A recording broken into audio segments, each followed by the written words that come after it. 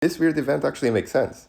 You just have to have the tools to be able to analyze it. In this case, you need three things.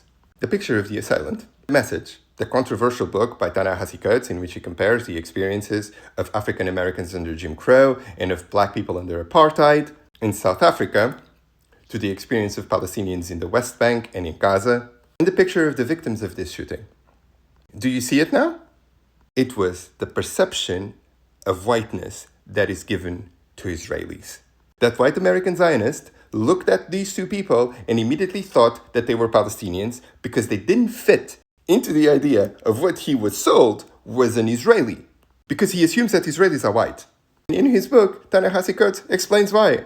This here is a quote from the Anglo-American Committee of Inquiry in the question of Eastern European Jewry and Palestine, in which both the UK and the US decided to enfold Ashkenazi Jews that lived in Israel into whiteness, giving Israel a tool that they have been leveraging on ever since. Not only through the practice of settled colonial violence and apartheid, but also through a consistent campaign of advertising themselves as European, as a democratic outpost of the West in the Middle East. Something that for years they have been reinforcing by participating in stuff like Eurovision, European football leagues.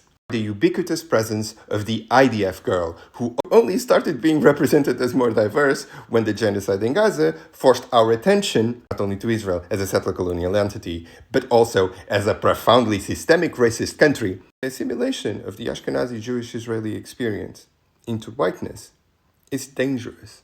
While it may attract the sympathy of Western countries who can only show compassion and solidarity to people that they can directly identify with, as we have seen with the comparisons of the approaches of Western countries to Gaza and to Ukraine, but it is tremendously dangerous for the diversity of the Jewish experience that exists in the diaspora outside of Israel to, as we have seen in these cases, Israelis themselves, especially at a time in which fascism is on the rise.